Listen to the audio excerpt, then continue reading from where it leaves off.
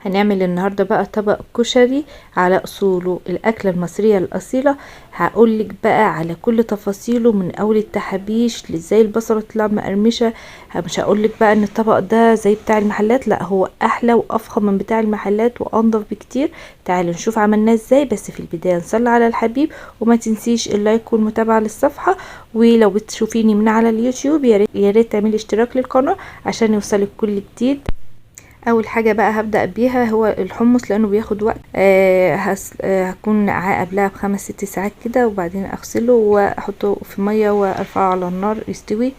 وكمان العدس بجبه هجيبه واغسله وارفعه برضو على النار، هحط له معلقه ملح كده وصوت الزيت عشان يلمع معايا. بعد كده بقى جبت 3 بصلات كبار وقطعتهم جوانح بالشكل اللي انتوا شايفينه ده، او حسب بقى الكميه اللي انت هتعمليها. عشان بقى البصل يطلع مقرمش معايا هحطه في زيت يكون كتير شويه، وما تقلقيش الزيت ده انا هستخدمه بعد كده في بقيه الكشري. وانا ما بحبش احط عليه صراحه دقيق ولا نشا ولا الحاجات دي، هو انا بعمله كده وبيطلع مقرمش، بيبقى زيت غزير وايدي معاه وتنيني اقلبه لحد ما يوصل للون الذهبي الفاتح. وبعد كده بصفيه، هو بياخد درجة او 2 كمان بعد ما بتصفيه، يعني ما تغمقهوش قوي عشان يطلع لونه حلو معاكي. وبعد ما تصفيه في مصفى، بعد كده بقى حطيه على ورق مناديل من بتاع المطبخ وسيبيه في الهواء، هتلاقيه ناشف ومقرمش معاكي، ومش محتاج بقى انك تحطي دقيق ولا نشا ويتحرقوا معاكي في الزيت. بيبقى مقرمش جدا ما تقلقيش. وكمان الزيت اللي انا صفيته ده هستعمله بقى في الرز والمكرونه بتاعه الكشري. وعشان ما نستخدمش بقى مواعين كتير في نفس الحله اللي حمرت فيها البصل، هحط شويه زيت من بتوع البصل واحط الشعريه وابتدي احمرها ايدي مع الشعريه بقى على طول علشان ما تتلسحش مني، واوصلها للون الذهبي الحلو ده. ولو لسه بقى مصلتيش على النبي انزلي صلي عليه في التعليقات، ولو بيعجبك وصفاتي ما تبخليش عليها باللايك والمتابعه للصفحه. هنا بقى غسلت الرز وصفيته وابتديت اشوحه بقى مع الشعريه، اخده تقليبه حلوه كده. وبعدين حطيت معلقه ملح ومعلقه بصل من اللي انا محمراها، وقلبت الرز خدته تشويحه كمان كده، وابتديت ازوده بميه مغليه يا دوبك الميه تغطي الرز، واديله تقليبه واغطيه بقى واسيبه على ما يغلي ويتشرب ميته. هنا بقى غسلت شوية عدس اصفر وابتديت اضيفهم على الرز بعد ما ابتدى يشرب ميته كده، واديله تقليبة واغطي على الرز واسيبه على نار هادية لحد ما يستوي تماما. نيجي بقى للمكرونة، عندي مية مغلية هضيف لها معلقة ملح ومعلقة زيت، ابتدي اكسر فيها بقى المكرونة. عندي مكرونة اسباجيتا هكسرها على 3 اجزاء كده علشان تبقى سهلة في الاكل. ومعها برضو مكرونه صغيره كيس وكيس ولا حاجه حسب الكميه بقى اللي انت عايزاها. والمكرونه الصغيره والاسباجيتا دي بتبقى مناسبه جدا للكشري. وممكن اي نوع تاني تحبيه، بس دي اكتر حاجه يعني بتبقى مناسبه للكشري. وبعد ما تستوي يبقى فيها تكه كده هبتدي اصفيها واجيب نفس ذات الحله اللي انا سلقت فيها المكرونه عشان اختصر في المواعين. وبعد كده بقى احط فيها شويه زيت من الباقيين من البصل، وابتدي اقلب المكرونه في الزيت، اخدها تشويحه كده واطفي عليها واهويها شويه، ويبقى كده المكرونه جاهزه معانا. وادي كمان الرز استوى سوى مظبوط ومفلفل وريحته كمان لوحدها كده تجنن. يلا بينا بقى نعمل الصلصه.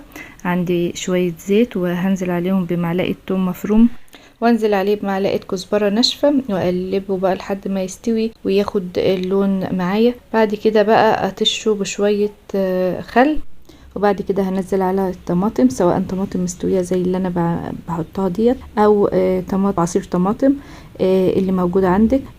هبتدي احط عليه حطيت معلقه ملح ومعلقه كمون وقلبتها وهسيبها تسبك شويه كده، وابدا بقى ازود الميه واظبط القوام بتاعها لحد ما يبقى له تقيل ولا خفيف، تبقى وسط كده معايا، واسيبها تغلي غلوه وكده خلاص. وكده خلاص تبقى الصلصه خلصت معايا. وعشان الطبق بقى يكمل ويبقى طعمه لذيذ لازم يكون سبايسي. تعالوا نعمل يلا زيت الشطة.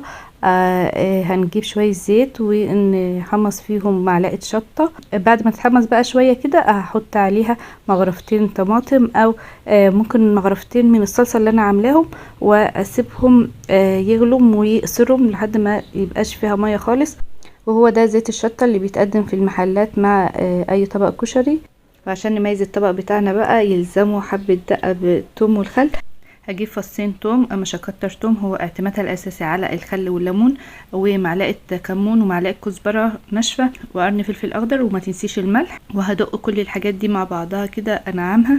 هضيف للدقه دي بقى عصير ليمونتين كبار، وكمان شويه خل حلوين كده، وادوب كل الحاجات ديت مع بعضها في شويه ميه بارده عاديه خالص، مش مغليه ولا حاجه. خدي بقى احلى دقه ممكن تدوقيها، ممكن تستخدميها في حاجات تانية، ممكن تستخدمي الدقه دي بقى في الفول او في اي حاجه تانية، بيبقى طعمها حلو جدا. وادي الحمص والعدس كمان استووا، وكمان الدقه عبيتها في ازايز زي ديت. يلا بقى نغرف الكشري ونرص الرصه التمام. اول حاجه هنغرف الرز، هنحط مغرفه رز كده في الاول، وعليها بقى المكرونه. انا بحب احط المكرونه هي اللي فوق الرز، وبعد كده احط عليها بقى شويه عدس بجبه، ونحط بقى شويه صلصة كده. واخر حاجة هنحطها على الوش البصل المقرمش بتاعنا. وهنا ابني كان بيحط بصمته وبيعدل البصل، وكمان هنضيف الحمص. وده شكل طبق الكشري بتاعنا القمر، طعمه يجنن، طعمه حكاية. قوليلي بقى لو هتشتري طبق زي ده من بره هيكلفك كام، ويا ترى هيبقى بنفس النظافة والجمال ده ولا لأ؟ ما تنسيش بقى اللايك والمتابعة والاشتراك في القناة، وبألف هنا.